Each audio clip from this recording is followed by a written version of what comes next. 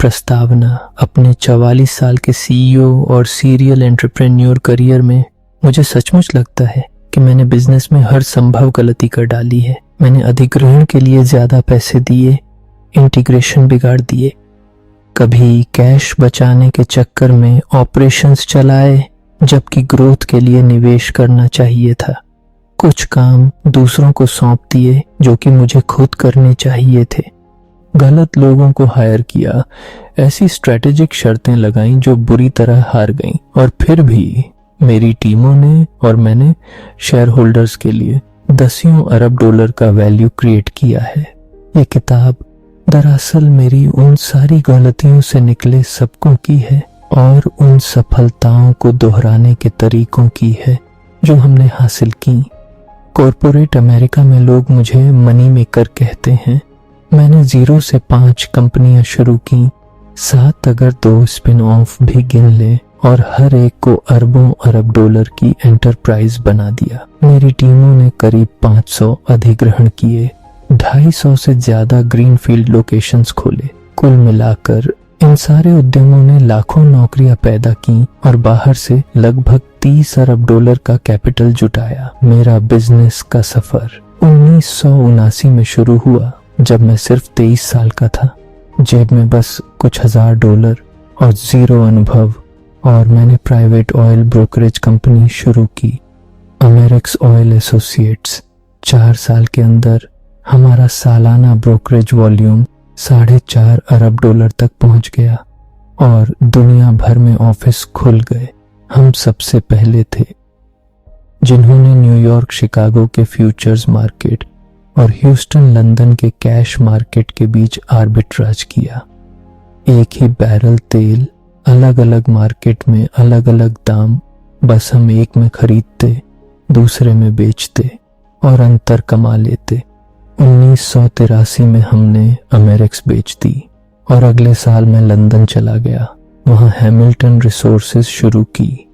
फिर प्राइवेट, सालाना करीब 1 अरब dollar revenue, crude trading, counter trade, pre finance और रिफाइनरी डील्स से 1989 में अमेरिका लौटा और सॉलिड वेस्ट मैनेजमेंट सेक्टर में कदम रखा। नई कंपनी का नाम रखा यूनाइटेड वेस्ट सिस्टम्स। 1992 में पब्लिक की। बस 5 साल में इंडस्ट्री की 5वीं सबसे बड़ी कंपनी बन गए और 1997 में वेस्ट मैनेजमेंट को 2.5 अरब डॉलर में बेच दिया। उन 5 सालों में हमारा शेयर S&P 500 से 5.6 गुना तेज चढ़ा, 55% कंपाउंडेड एनुअल ग्रोथ रेट, और मुनाफे में भी ठीक 55% CAGR। यूनाइटेड वेस्ट ने मुझे सिखाया कि मुझे सचमुच बहुत मजा आता है बेहद टैलेंटेड लोगों के साथ मिलकर पब्लिक मार्केट में शेयर होल्डर्स के लिए जबरदस्त रिटर्न देना। मुझे पूरा यकीन है कि लंबे समय में फ्री मार्केट सही वैल्यूएशन कर ही लेती है। पब्लिक इक्विटी से कैपिटल जुटता है, जिंदा दिल कल्चर बनता है और बड़े बड़े ब्रांड खड़े होते हैं। और सबसे अच्छी बात यह है कि हम जो शेयर होल्डर वैल्यू बनाते हैं वो आखिरकार उन आम लोगों तक पहुंचती है और उनके परिवारों तक जो अपना अपना अमेरिकन ड्रीम पूरा कर रहे होते हैं। 1997 में मैंने नई कंपनी शुरू की, यूनाइटेड रेंटल्स, नॉर्थ अमेरिका में कंस्ट्रक्शन इक्विपमेंट रेंट पर देने के लिए। उसी साल पब्लिक कर दी और सिर्फ 13 महीनों में दुनिया की सबसे बड़ी इक्विपमेंट रेंटल कंपनी बना दी। आज उसका स्टॉक 100 बैगर है। शुरू में 3.50 डॉलर था, अब 100 गुना से भी ज्यादा। फिर 2011 में अगला बड़ा कदम XPO लॉजिस्टिक्स। 2022 तक उसका स्टॉक 32 बैगर बन गया। शुरुआती इन्वेस्टरों का पैसा 32 गुना से ज्यादा हो गया। ब्लूमबर्ग के डेटा के मुताबिक पिछले दशक में फॉर्च्यून 500 में XPO 7वां और यूनाइटेड रेंटल्स 6ठा सबसे अच्छा परफॉर्म करने वाला स्टॉक रहा। XPO मैंने एक PIP डील से शुरू की, करीब $125 मिलियन रेवेन्यू वाली लॉजिस्टिक्स कंपनी का कंट्रोल लिया। फिर स्केल और टेक्नोलॉजी का ऐसा जादू चलाया कि कमाई कई गुना बढ़ गई और उसे ग्लोबल लीडर बना दिया। हाल के सालों में XPO को 3 अलग पब्लिक कंपनियों में बांट दिया। GXO दुनिया की सबसे बड़ी pure play contract logistics company, RXO technology driven freight brokerage platform, और अब XPO खुद मुख्य रूप से LTL लेस दैन ट्रकलोड कंपनी है। तीनों की मैं चेयरमैन हूं और तीनों के अलग अलग बहुत मजबूत CEO हैं। इन सारे अनुभवों ने मुझे ऐसे विचार प्रयोग सिखाए हैं जो आपको भी अलग तरीके से सोचना सिखा सकते हैं, और यही बड़ी चीजें करने की पहली शर्त है। मैं बताऊंगा कि बड़े ट्रेंड मैं कैसे स्पॉट करता हूं और M&A से कैसे फायदा उठाता हूं। सबसे बड़े ट्रेंड टेक्नोलॉजी की तेज रफ्तार के बारे में भी अपनी राय दूंगा।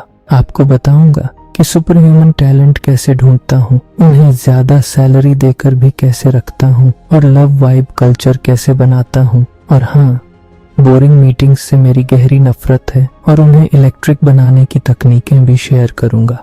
ये किताब हर उस शख्स के लिए है जो फ्री मार्केट के जरिए दौलत बनाना चाहता है या अपना खुद का अमेरिकन ड्रीम या इंडियन ड्रीम जीना चाहता है। अगर आपके अंदर बिजनेस में बहुत सारा पैसा कमाने की जलती हुई आग है, या आप स्पोर्ट्स, आर्ट, पॉलिटिक्स, फिलैंथ्रोपी या जिंदगी के किसी भी क्षेत्र में अपनी सफलता की संभावनाएं कई गुना बढ़ाना चाहते हैं, तो आगे पढ़ते रहिए। अध्याय 1, अपने दिमाग को कैसे फिर से व्यवस्थित करें। मैंने अपनी जिंदगी में बहुत सारे बेहद सफल लोगों को करीब से जाना है, और हालांकि उनके स्वभाव पूरी तरह अलग अलग हैं, कुछ बहुत प्यारे, कुछ दूर दूर रहने वाले, कुछ रहस्यमयी, कुछ तो बिल्कुल सनकी, लेकिन उन सब में एक बात समान है, वे ज्यादातर लोगों से अलग तरीके से सोचते हैं। उनमें से हर एक ने बिना किसी अपवाद के अपने दिमाग को इस तरह फिर से व्यवस्थित किया है कि अस्थिर माहौल में बड़े बड़े लक्ष्य हासिल करने में वे सफल हो जाते हैं, जहां सामान्य सोच अक्सर नाकाम हो जाती है। आप भी अलग तरीके से सोचना सीख सकते हैं।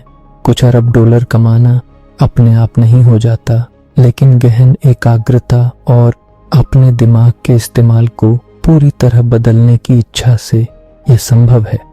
इसके लिए शुरुआत होती है आपके दिमाग के 100 अरब न्यूरॉन्स और दसियों खरब सिनेप्टिक कनेक्शनों को फिर से प्रशिक्षित करने से। आपके खोपड़ी के अंदर मौजूद वो 3 पाउंड जेली ही आपकी सफलता की मनोवैज्ञानिक कुंजी है। इस किताब में आप बार बार एक शब्द देखेंगे, थॉट एक्सपेरिमेंट, विचार प्रयोग। ये वो मानसिक व्यायाम हैं जो कल्पना को उत्तेजित करते हैं और विस्तृत अनुभव पैदा करते हैं। ये आपके दिमाग को इस तरह फिर से व्यवस्थित कर सकते हैं कि आप जानकारी को असामान्य नजरिए से देख सकें, जिससे आप ज्यादा स्वतंत्र रूप से सोच सकें। मैं जो तकनीकें बता रहा हूं वे दशकों से मेरे लिए वर्क इन प्रोग्रेस रही हैं, और मैं यह दावा नहीं करता कि मैंने उन्हें पूर्ण कर लिया है, लेकिन मुझे पूरा यकीन है कि मेरी सफलता में ये बिल्कुल निर्णायक रही हैं। सबसे पहले मैं एक ऐसी तकनीक बता रहा हूं जो बहुत व्यापक रूप से लागू होती है और शुरू में आपको थोड़ी अजीब लग सकती है। मैं इसे कहता हूं लव वाइब्स फेंकना। एक डेस्टिनेशन वेडिंग से बिजनेस सबक सन 2014 में, जब हमारी सबसे बड़ी बेटी यास्मिना अपनी शादी की प्लानिंग कर रही थी, उसने मुझसे कहा कि मैं समारोह की अध्यक्षता करूं। मैंने कहा कि मुझे सोचने का समय चाहिए, क्योंकि मुझे नहीं पता था कि मैं इसे अच्छे से कर भी पाऊंगा या नहीं। मैंने YouTube पर करीब 20 अलग अलग शादी के समारोह देखे और जाना कि शादी कराने के कम से कम 20 अलग तरीके हैं। आप समारोह को लगभग जैसा चाहें वैसा बना सकते हैं। तो मैंने हाँ कह दिया और मौका लिया एक ऐसे विचार प्रयोग को सबके साथ बांटने का जो मेरी जिंदगी और करियर में बहुत काम आया है। शादी मेक्सिको के युकाटान प्रायद्वीप के पूर्वी तट पर एक समुद्र किनारे रिसोर्ट में थी। प्राकृतिक सौंदर्य लुभावना था। हमारी बेटी और उसके मंगेतर ने सिर्फ वही परिवार और दोस्त बुलाए थे जिनसे वे प्यार करते थे और जो उनसे प्यार करते थे, इसीलिए वातावरण में पहले से ही ढेर सारा प्यार था। मेरे विचार प्रयोग के लिए बिल्कुल सही माहौल। मैंने सभी से कहा कि वे कल्पना करें, समय की शुरुआत से अब तक 2 लोगों के बीच हुआ सारा प्यार। 1 मिनट की खामोशी में आप लोगों के चेहरों पर उस एक खूबसूरत विचार का असर देख सकते थे। फिर मैंने कहा, अब उस पर और आगे बढ़ें और इस पल पृथ्वी पर मौजूद सारे प्यार को महसूस करें। हमने 1 और मिनट तक ऐसा किया और उसे अपने अंदर उतरने दिया। इसके बाद मैंने सभी से कहा कि आने वाले अरबों अरबों सालों में जितना भी प्यार हो सकता है उसे कल्पना करें और हम रुके ताकि अनुभव और गहरा हो जाए। ग्रैंड फिनाले में हमने अतीत, वर्तमान और भविष्य के सारे प्यार को अपने हाथों में इकट्ठा करने की कल्पना की और दूल्हा दुल्हन की ओर नाटकीय ढंग से उसे फेंका। उस प्यार की ऊर्जा को उन अंगूठियों में डालते हुए जो उन्होंने एक दूसरे को पहनाई।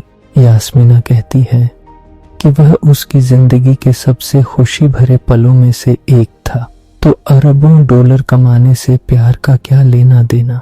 इसका बहुत गहरा संबंध है अपने दिमाग को सही जगह पर लाने से, जहां आप अच्छे फैसले ले सकें। तेज रफ्तार वाला बिजनेस माहौल ऊपर नीचे होता रहता है। तनावपूर्ण बातचीत बहुत होती है। प्यार एक विस्तृत भावनात्मक अवस्था है जो झगड़ों को बेअसर कर देती है और सभी को बेहतर जगह पर ले जाती है। लव वाइब में रहने वाली टीम के साथ बहुत सारा पैसा कमाना कहीं ज्यादा आसान होता है।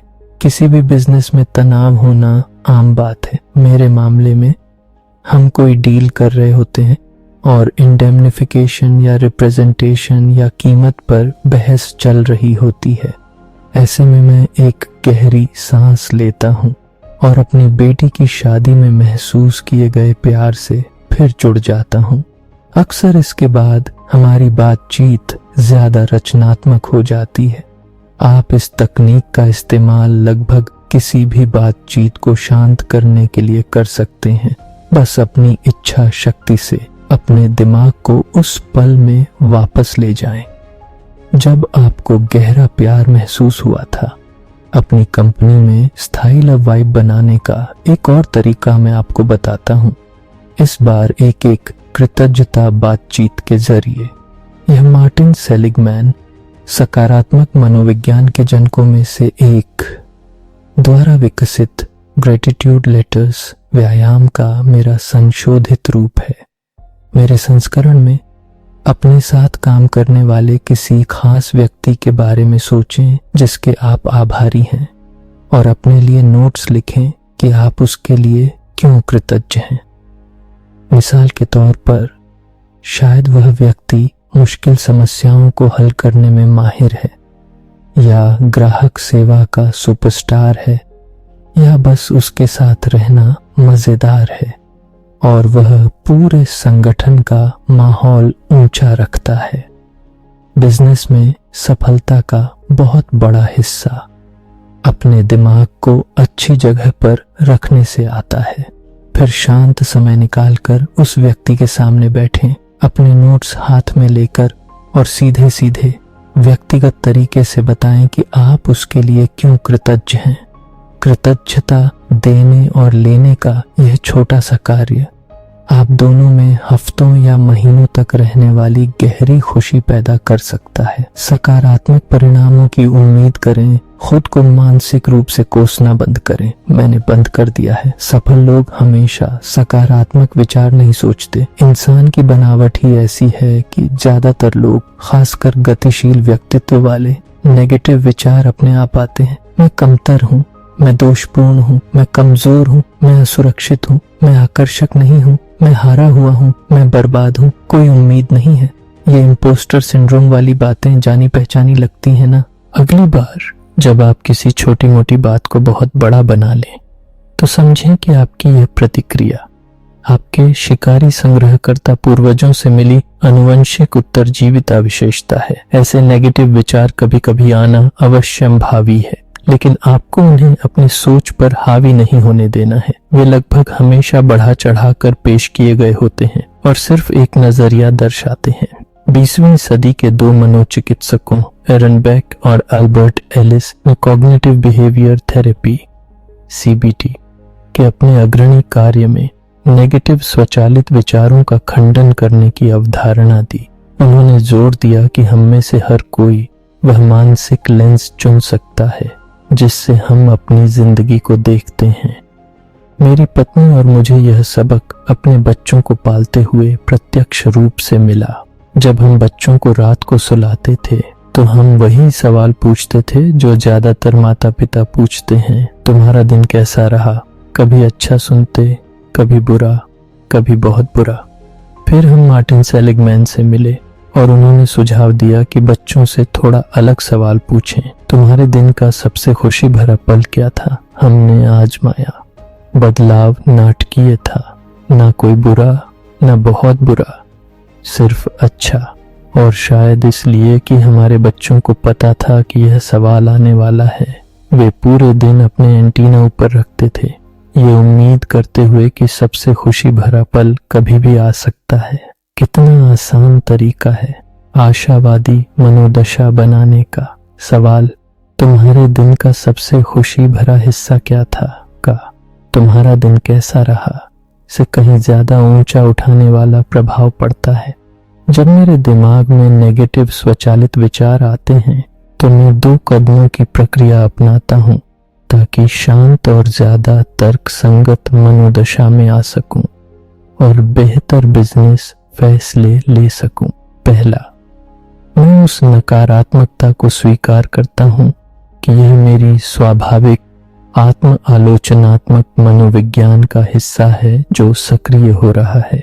दूसरा, मैं उस नजरिए की वैधता पर सवाल उठाता हूं क्योंकि लाखों साल पहले हमारा मानव मन डिफॉल्ट रूप से चिंता और डर की ओर जाता था।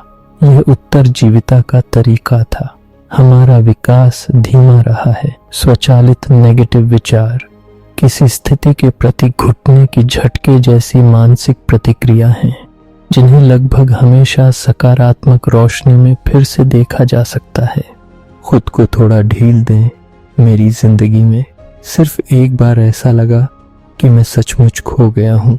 वो था सन 2007 जब मैंने यूनाइटेड रेंटल्स से इस्तीफा दे दिया।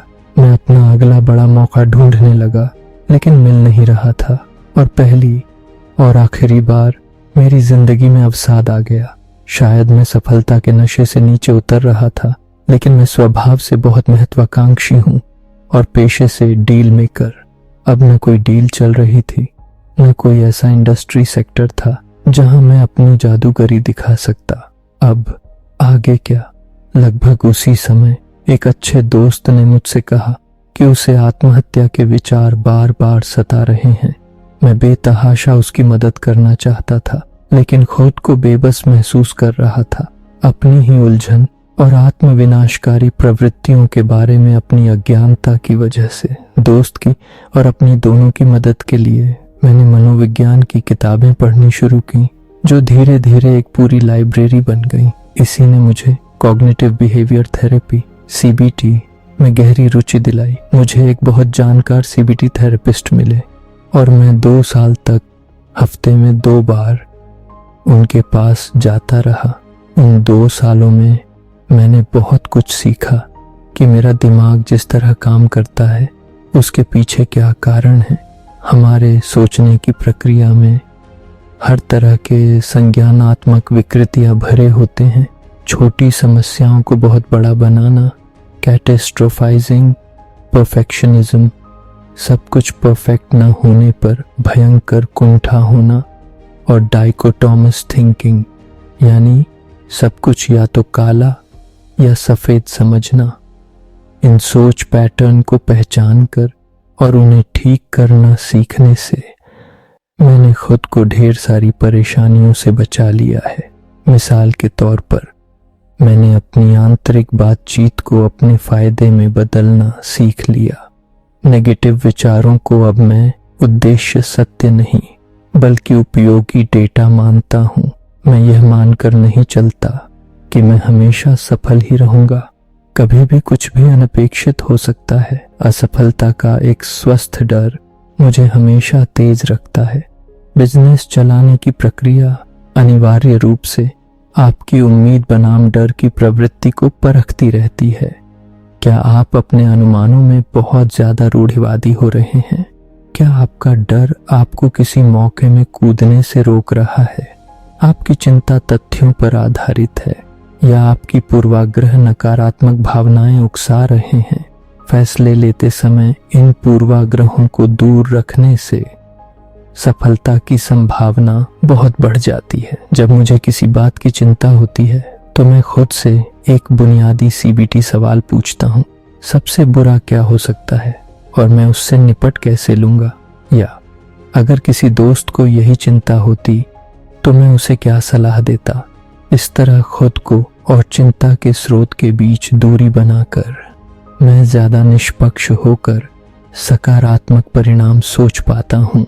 अगर हम यह स्वीकार कर लें कि जिंदगी परफेक्ट नहीं होती तो हम खुद पर और दूसरों पर परफेक्शन की आत्म पराजयी मांगे कम कर देंगे। अंत में एक बात जो शायद आपको अपना दिमाग फिर से व्यवस्थित करने में समय बचाए, खुद को कोसना बंद करना मेरे और मेरे आसपास वालों के लिए बहुत मुश्किल से सीखा गया सबक रहा है। मिडिल एज में आकर मैं बहुत ज्यादा खुश हुआ जब मैंने खुद से, परिवार से, दोस्तों से, सहकर्मियों से, ग्राहकों से, वेंडर्स से और शेयर होल्डर्स से अवास्तविक परफेक्शन की उम्मीद करना बंद कर दिया।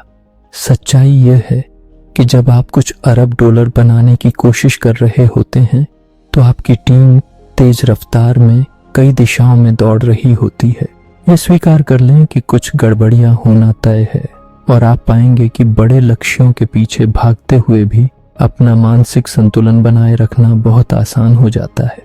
संभावनाओं को विस्तार दें। मेरे कनेक्टिकट वाले घर के सामने लॉन पर एक कांस्य मूर्ति रखी है जिसका नाम है लार्ज सैड स्फीयर। एक कार्टून जैसा गोल मटोल इंसानी आकृति उदासी में झुकी हुई है, कोहनियां घुटनों पर, सिर हाथों में। उसके बिल्कुल गोल सिर पर एक छोटा सा नुकीले किनारों वाला क्यूब रखा है। मुझे नहीं पता कि कलाकार टॉम ऑटरनेस ने इसे बनाते समय क्या सोचा था, लेकिन मुझे इसमें एक उदास बच्चा दिखता है जो बॉक्स के अंदर सोच रहा है। अगर वह बड़ा और बंधन मुक्त सोच पाए तो उसकी समस्याएं छोटी लगने लगेंगी और उसका मूड भी बेहतर हो जाएगा। इसलिए मैं समय निकालता हूँ ऐसे विचार प्रयोगों के लिए जो मुझे समय और स्थान के बड़े बड़े छाप में सोचने की प्रेरणा देते हैं। दशकों या सदियों की बजाय लाखों और अरबों सालों में, इंच यार्ड मील की बजाय लाइट ईयर्स में मैं अंतरिक्ष को और बड़ा होता हुआ देखता हूँ और खुद को पूरे ब्रह्मांड के साथ एकाकार करने की कोशिश करता हूँ, या फिर एक अनंत मल्टीवर्स की कल्पना करता हूँ जिसमें हर दिशा में अनगिनत ब्रह्मांड फैले हैं। मकसद है शरीर रहित मन की तरह अंतरिक्ष में तैरने का एहसास करना। जैसा प्रसिद्ध हिप्नोथेरेपिस्ट मिल्टन एरिक्सन ने इतनी सुंदरता से कहा था, कभी कभी मैं उल्टा करता हूँ। अंतरिक्ष को सिकुड़ता हुआ देखता हूँ जब तक वह मेरी हथेली में या किसी परमाणु के नाभिक में समा न जाए। समय के साथ भी ऐसा ही। बिग बैंग से अब तक के 13 अरब 80 लाख सालों के पूरे ब्रह्मांड के विकास को देखता हूँ, या बचपन की भूली बिसरी यादों को फिर से जीवंत करता हूँ। मेरे घर के प्रवेश द्वार पर एक और कलाकृति है। शिकागो के कलाकार लिंकन शाटजक की बनाई क्लस्टर। 4 लगे हुए टीवी मॉनिटर हैं जिनमें वेब कैम लगा है। जैसे ही फ्रेम में कोई हलचल होती है, रिकॉर्डिंग शुरू हो जाती है। हार्ड ड्राइव में 25 साल का वीडियो जमा है जो लगातार प्ले होता रहता है। 4 अलग अलग फीड एक साथ, 25 सेकंड पुराना, 25 हफ्ते पुराना, 25 महीने पुराना और 25 साल पुराना। बैकग्राउंड हर बार एक ही है, लेकिन लोग बदलते रहते हैं। परिवार, दोस्त, सहकर्मी, लहराते हुए, मुस्कुराते हुए, नाचते हुए, समय, स्थान और स्मृति एक दूसरे में बुने हुए, कुल मिलाकर एक सुंदर कालातीत मोन्टाज। क्लस्टर देखना जैसे खेल खेल में सपने देखना है। मेरा दिमाग हल्का फुल्का हो जाता है, जैसे आलसी दोपहर में पिकनिक पर रुक गया हूं। साथ ही मैं अपना दिमाग ट्रेन कर रहा होता हूं, उसे इस तरह फिर से व्यवस्थित कर रहा हूं कि वह आसानी से समय और स्थान के बीच नाच सके। जब यह तरलता नहीं होती तो दिमाग किसी एक समस्या में अटक जाता है और सबसे अच्छा फैसला नहीं ले पाता। विस्तृत जागरूकता के साथ मैं छोटी छोटी बातों को छोड़कर यह साफ देख पाता हूं कि सचमुच क्या मायने रखता है, मुझे क्या जानना चाहिए और मुझे क्या करना चाहिए। मेरा यह कहना नहीं है कि सपने देखते देखते आप बड़ी सफलता हासिल कर लेंगे, लेकिन अगर आप समस्याओं और मौकों को अलग नजरिए से देखना चाहते हैं तो आपको खुद को धक्का देना पड़ेगा।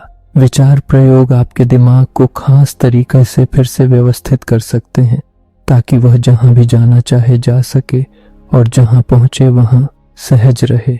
अल्बर्ट आइंस्टीन विचार प्रयोगों के उस्ताद थे। वे इन्हें जर्मन में गेडांकन एक्सपेरिमेंट कहते थे। एक ऐसे ही प्रयोग में जब वे प्रकाश की किरण पर सवार होने की कल्पना कर रहे थे तो उन्हें समय और स्थान का नया संबंध समझ आया और EEMC2 का सूत्र जन्मा। जानबूझकर किया गया सपना देखना या गेडांकन एक्सपेरिमेंट, मेंटल सिंथेसिस, जैसा भी कहें, हमारी दुनिया को देखने का तरीका बदल सकता है। ये सिर्फ जीनियस वैज्ञानिकों तक सीमित नहीं है।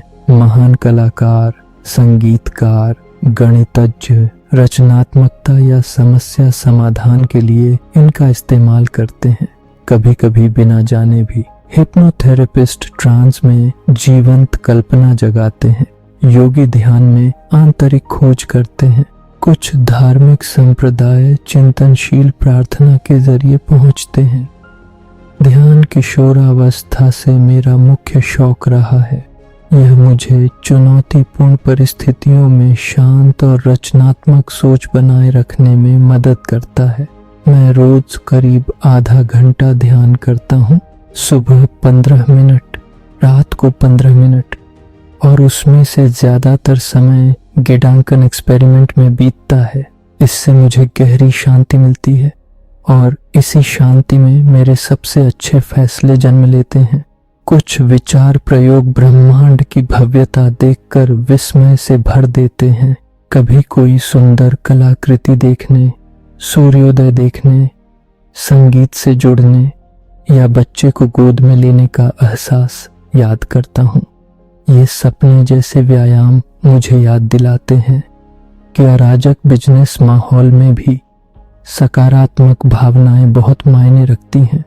कई साल पहले मैंने एक आत्मचिंतन वाली तकनीक ईजाद की जिसमें दिमाग सचमुच खुद को अनुभव करता है। मैं इसे दिमाग को महसूस करना कहता हूँ और मानता हूँ कि यह मैंने खुद और दूसरों की मदद के लिए अब तक की सबसे प्रभावशाली चीजों में से एक है।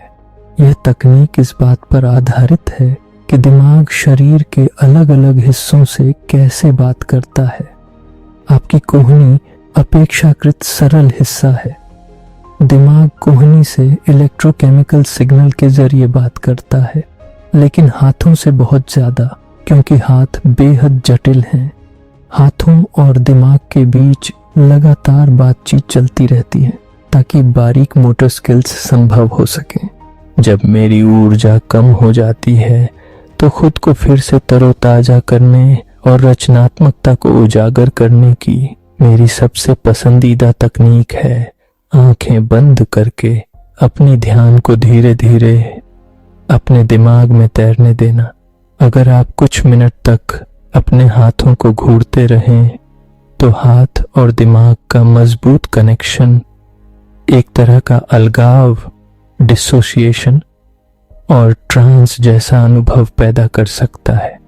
मेरी दिमाग को महसूस करने की तकनीक भी कुछ ऐसी ही है, लेकिन इसमें मैं अपना ध्यान हाथों की बजाय दिमाग पर ले जाता हूँ। मैं आंखें बंद करता हूँ और धीरे से अपने मन को उसके भौतिक हिस्से यानी दिमाग के साथ एकाकार होने देता हूँ। उसे स्पर्श की तरह महसूस करता हूँ। इसका असर होता है अपने आप ढेर सारी समृद्ध और असामान्य अनुभवों का विस्फोट। अक्सर मेरी इंद्रियों की सीमाएं आपस में घुल मिल जाती हैं और मैं सिनेस्थीसिया में चला जाता हूँ।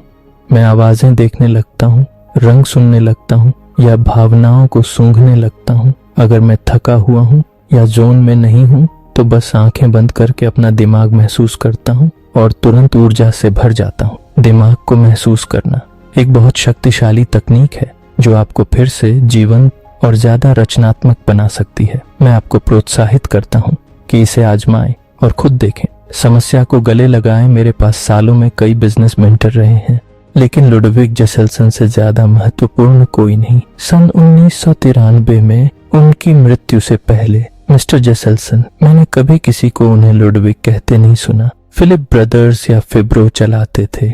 उस समय दुनिया की सबसे बड़ी कमोडिटी ट्रेडिंग कंपनी। मैं 20 साल की उम्र में उनसे मिला जब फिब्रो मेरे ऑयल ब्रोकरेज बिजनेस का क्लाइंट बना। जल्दी ही हम नियमित रूप से लंच करने लगे और बातचीत के दौरान वे बिजनेस की ऐसी बुद्धिमत्ता बांटते थे जो आज तक मेरे साथ है। एक यादगार लंच में मैं ढेर सारी समस्याएं लेकर पहुंचा और उन पर उंडेलने लगा। मिस्टर जेसेल्सन ध्यान से सुनते रहे।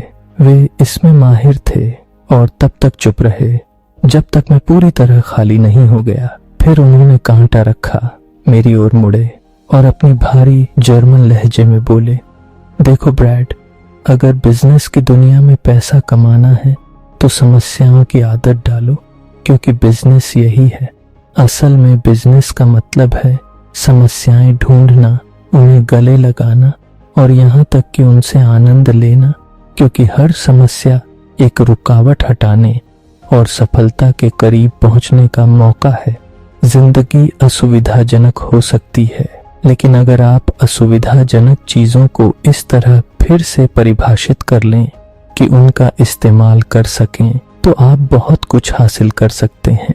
उस पल मुझे एक अनमोल सबक मिला। समस्याएं संपत्ति हैं, बचने की नहीं, दौड़ कर जाने की चीज है।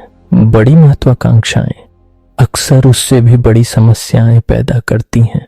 अगर किसी बड़ी असफलता पर आपकी पहली प्रतिक्रिया भयंकर कुंठा है तो यह समझ में आता है, लेकिन यह उत्पादक नहीं है। उस पल के बाद तुरंत सफलता की ओर मुड़ें। शानदार, यह मेरे लिए ढेर सारा मूल्य बनाने का मौका है। अगर मैं इस समस्या को हल कर पाया तो अपने लक्ष्य के बहुत करीब पहुंच जाऊंगा। सच तो यह है कि आप बहुत बड़ा मूल्य तभी पैदा कर पाएंगे जब आप साहसी होंगे, और समस्याएं जोखिम का उप उत्पाद हैं। जब तक आप खुद के साथ ईमानदार हैं, गलतियां जल्दी पहचानते हैं और अहंकार छोड़कर सुधार करते हैं, आपके बिजनेस की कमजोरियां महान बन सकती हैं। सीधे सामना करें, इस समस्या को पैदा करने वाली प्रक्रिया में अक्षमता कहाँ है। लीन सिक्स सिग्मा से ऑपरेशनल दोष कहाँ कम किए जा सकते हैं। महत्वपूर्ण पदों पर सही लोग हैं या नहीं।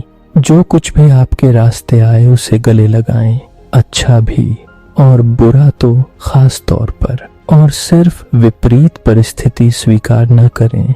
उसका लाभ कैसे उठाना है यह पता करें।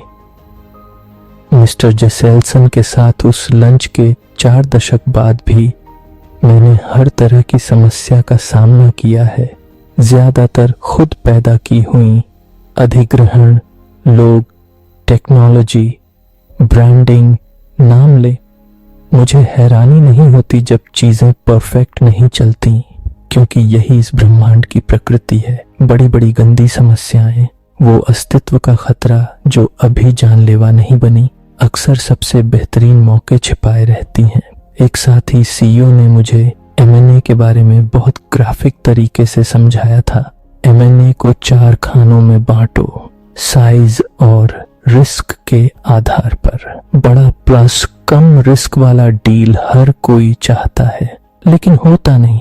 छोटा प्लस कम रिस्क वाला डील मिलता है, लेकिन उससे ज्यादा पैसा नहीं बनता। छोटा प्लस ज्यादा रिस्क वाला सबसे खराब खाना है। इनाम कम, जोखिम ज्यादा, क्यों परेशान होना। असली बिंगो है बड़ा प्लस ज्यादा रिस्क वाला डील। अगर आप कोई बड़ा बालों वाला हैरी डील ढूंढ लें जिसमें समस्याएं हल करने लायक हों, वही असली पैसा है। अगर आप M&A करने वाले हैं तो अपना दिमाग फिर से व्यवस्थित करें कि आप उन बड़े बालों वाले डील की ओर झुकें और यह पता करें कि बाल कैसे काटे जाएं और रिस्क कैसे कम किया जाए। आपको लचीला, निडर और खुले दिमाग वाला होना पड़ेगा और अपनी आंतरिक बातचीत पर नजर रखनी पड़ेगी। यहीं आपका नया बनाया हुआ दिमाग काम आएगा। बड़े बालों वाले डील में हल करने लायक समस्याएं ढूंढने में पता करें कि ये वो समस्याएं हैं जिन्हें आप या तो हटा सकते हैं या उनका मूल्यांकन करके उनके साथ जी सकते हैं। अगर नहीं तो आगे बढ़ जाएं।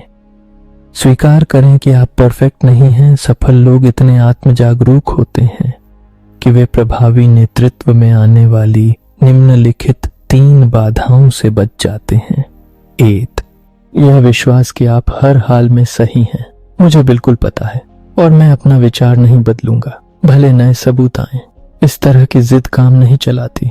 मैं अपने अनुभव से कहता हूँ, जिस स्तर पर मुझे बिजनेस करना पसंद है वहां लगातार उथल पुथल रहती है। मुझे मौका देखकर झिकझैक करना पड़ता है, भले इसके लिए पुरानी धारणा को पूरी तरह पलटना पड़े।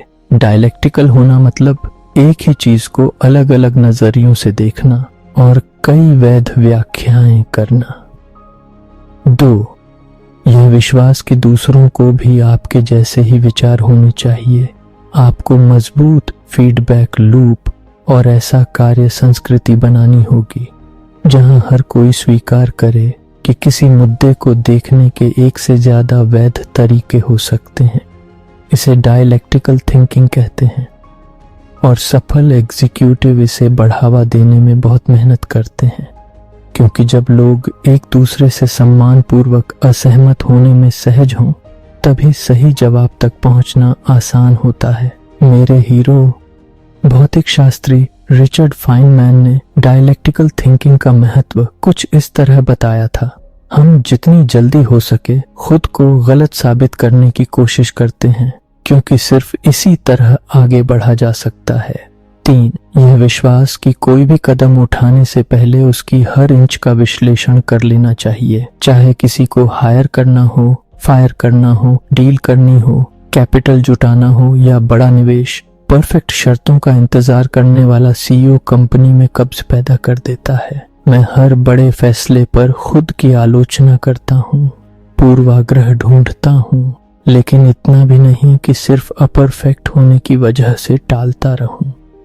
याद रखें, ब्रह्मांडीय इतिहास अपूर्णताओं और विलुप्ति की घटनाओं से भरा पड़ा है। फिर भी हम इंसान यहाँ हैं, सारी खामियों के साथ, जो बिग बैंग के 3,80,000 साल बाद बनी पहली परमाणुओं की अनियमित घनत्व से शुरू हुई। तारे बने, सुपरनोवा फटे, भारी तत्व बने और हम बने। हम असंतुलन, असममिति और अपूर्णता के उत्पाद हैं। और एक बात और, जब सी सूट में कोई अव्यवस्थित दिन आपको परेशान करे तो याद रखें कि एंट्रोपी, अव्यवस्था का माप, समय के साथ बढ़ती है। आपका हाई स्कूल फिजिक्स टीचर ने बताया होगा कि इसी वजह से लोहा जंग खाता है, बर्फ पिघलती है और दूध खराब होता है। हमारे लिए मतलब यह कि समस्याएं स्वभाव से समय के साथ और बड़ी होती जाएंगी। मैं भी कई बार गलत होता हूँ जब मुझे लगता है कि मैं सही हूँ। इसीलिए मैं हमेशा नए जानकारी के आधार पर अपना विश्वास बदलने को तैयार रहता हूँ। सबक यह है, अपूर्णता को स्वीकार करें और उससे सीखें। अगर आज आप अपूर्ण स्थिति को गले नहीं लगाते तो कल उसका लाभ उठाने का मौका खो देंगे।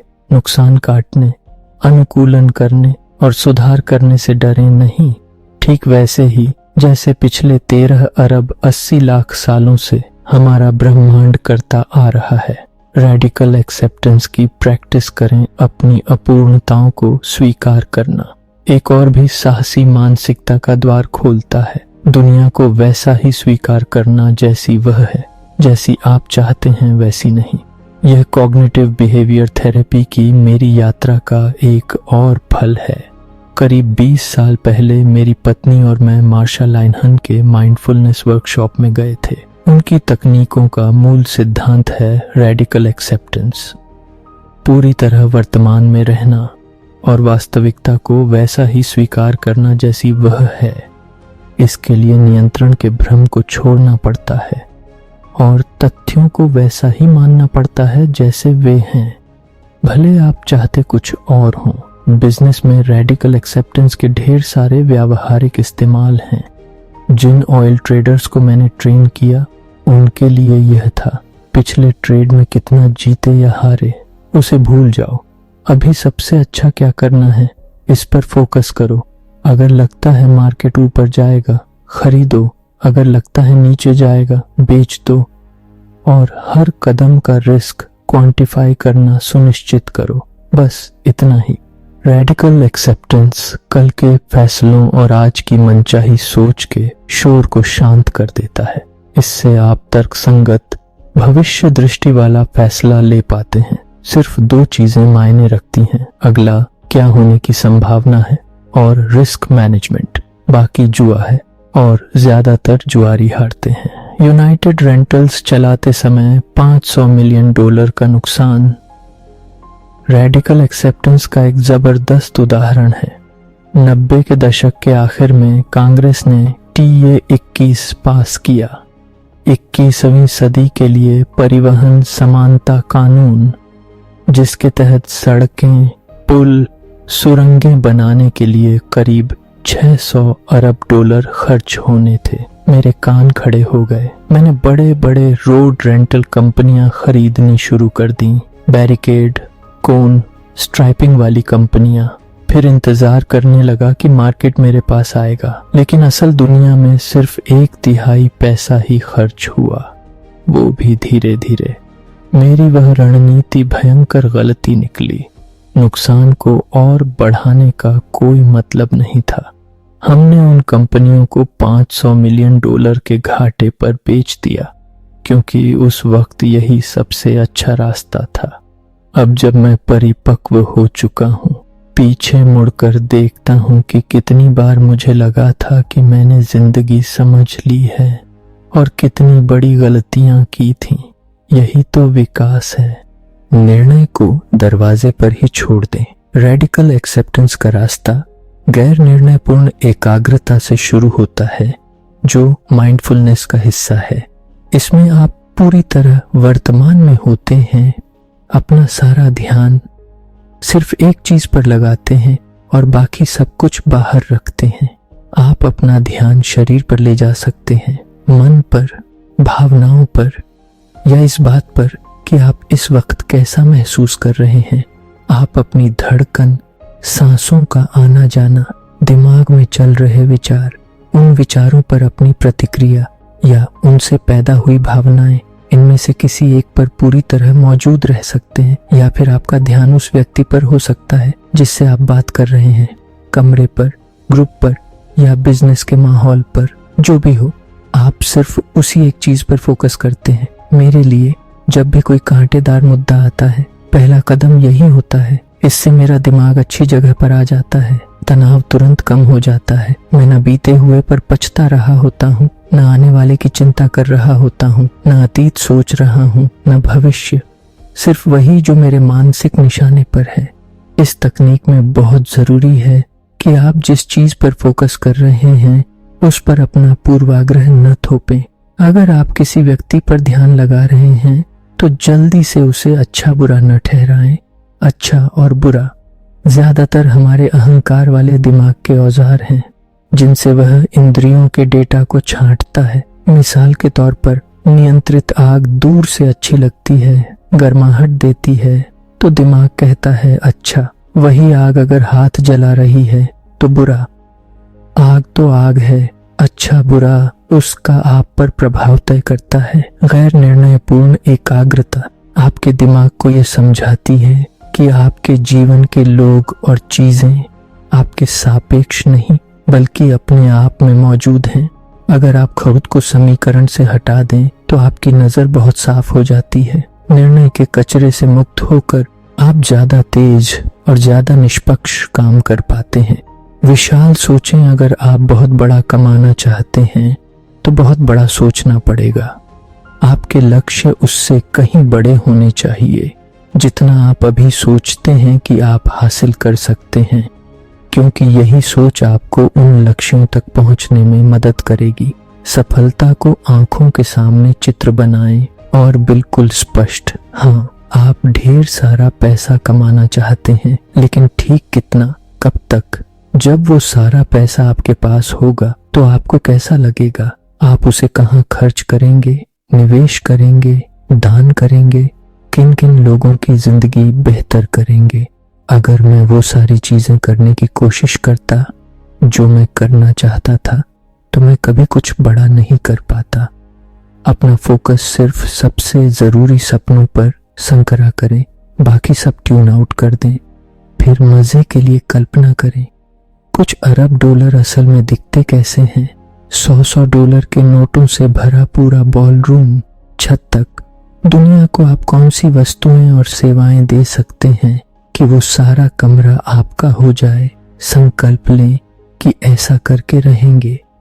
क्या के पीछे का क्यों अब तक मैंने इस बात पर जोर दिया है कि बहुत सारे बेहद सफल लोग जानबूझकर अपने दिमाग को फिर से व्यवस्थित करते हैं ताकि अलग तरह से सोच सकें। इसके एक से ज्यादा तरीके हैं। आप मेरी बताई मन दिमाग की तकनीकें आजमा सकते हैं या खुद अपने विचार प्रयोग बना सकते हैं। व्यावहारिक उदाहरण देता हूँ कि ये सारी मानसिक तैयारी कुछ अरब डॉलर कमाने और बचाने में क्यों जरूरी है।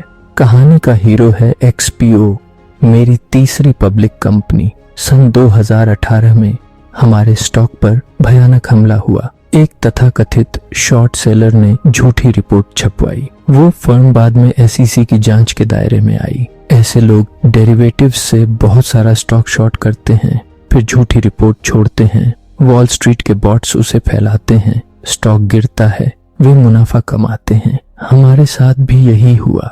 रिपोर्ट झूठ से भरी थी, लेकिन मार्केट पहले गिरा। बाद में सोचा, एक ही दिन में स्टॉक 26% गिर गया। शॉर्ट सेलर ने माल कमाया। कंपनियां शॉर्ट अटैक अलग अलग तरीके से हैंडल करती हैं। कुछ चुप हो जाती हैं, कुछ मीडिया में रोती हैं और हालात बदतर हो जाते हैं। हमने कुछ और किया। हमने ठीक वही किया जो इस पूरे अध्याय में बता रहा हूं।